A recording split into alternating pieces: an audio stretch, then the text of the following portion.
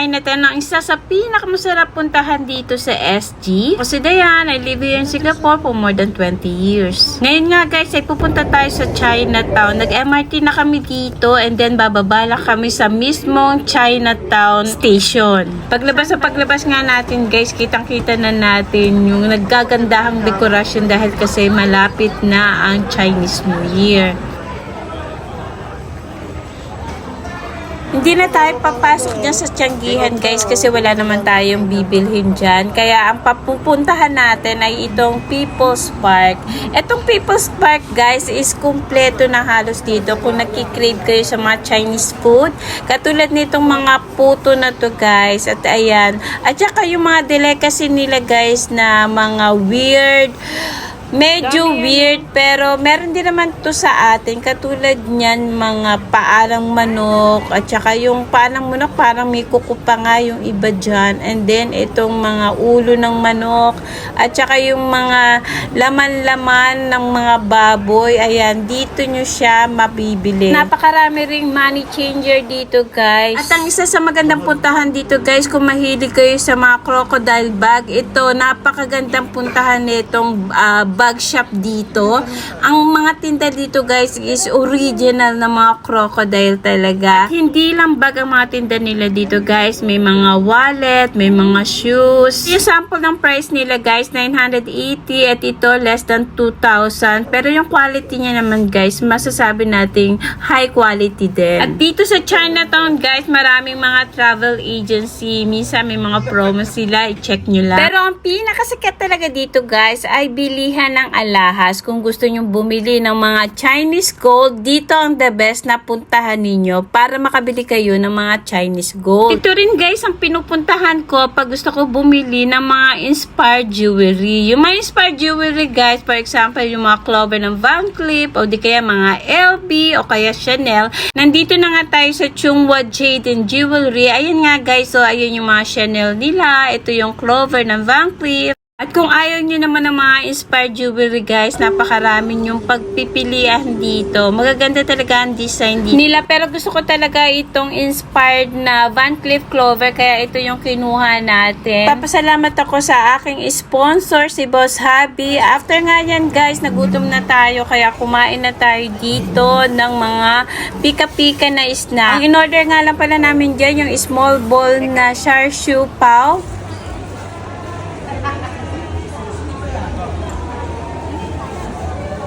Sarap.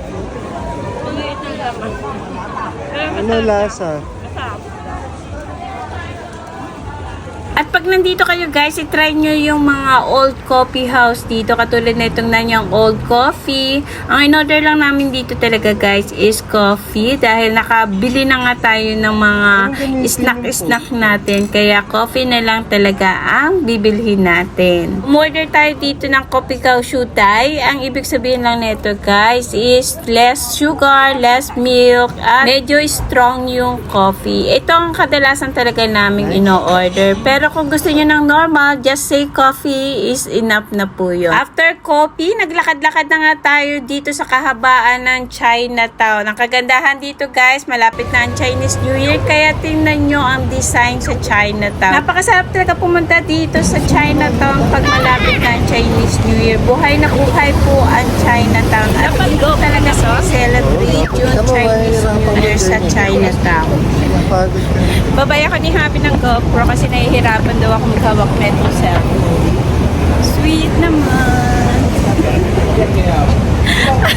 Naalala tuloy namin, dito kami madalas mangutang pag wala po kami pambayad sa credit card. Ayan, sa money lender. Mga legit na money lender po yan dito sa Chinatown. Kung gusto nyo rin ng mga pampabuenas, ay ayan guys, napakarami dito sa Chinatown na pampabuenas. Pili lang kayo. After Chinatown, pumunta naman tayo sa Promenade kasi nandoon yung Millennium Walk at nandun din yung Harvey Norman. Pupunta tayo ngayon sa Harvey Norman. Dito na nga tayo sa Millenia Walk, pero nadaanan natin tong Pullman Bakery. At favorite dito ng aking Jurassic ay itong cream donut. Kaya babay na tayo dito kasi baka pag binalikan pa natin siya ay hindi na tayo o maubusan na tayo. Sarap talaga yung mga bread dito guys, kaya madaling maubos. After nga natin dyan magbayad guys, ay dumiretso na tayo dito papunta sa Harvey Norman. Promenade ang isa sa pinakamalaking outlet ng Harvey Norman. 3 floor to if I'm not mistaken, pero kadalasan na binibenta dito guys is mga furniture at saka ito ngang mga electrical appliances at saka mga camera. And finally, nakita niyo na yung hinahanap niya. Ito yung hinahanap niya guys, itong GoPro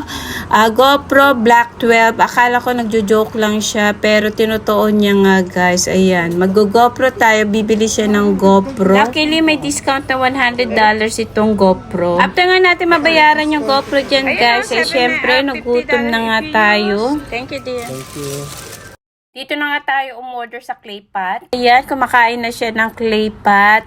Clay pot rice. Ako naman, ang in-order ko ay itong noodles. Oh, obviously. Para ka mukbang girl ah.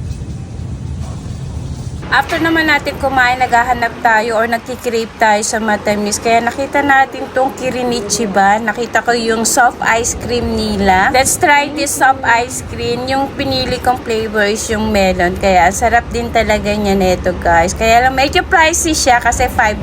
Samantalang sa mga McDonald's guys, diba mga $1 lang. After ng dessert, we decided na uuwi na nga lang. Pero ang daanan namin dun sa Marina Square. Kasi dun sa Marina Square may malapit na MRT. Bago nga tayo dumiretso sa MRT, nagbasa-basa muna tayo dito at nagpa-picture at tinignan na rin natin kung anong ating mga lucky color, lucky number at kung anong masasabi nila para sa taon na ito. Medyo rush hour na kaya dumadami na yung tao pero carry lang yan guys kasi napakadisiplinado naman ang mga tao dito kaya walang tulakan o di kaya maayos naman ang mga proseso at saka lagi naman pong nakapila ang mga tao sa pagpasok ng MRT. Yan nga guys, thank you for watching. I hope to see you on my next vlog. Thank you po.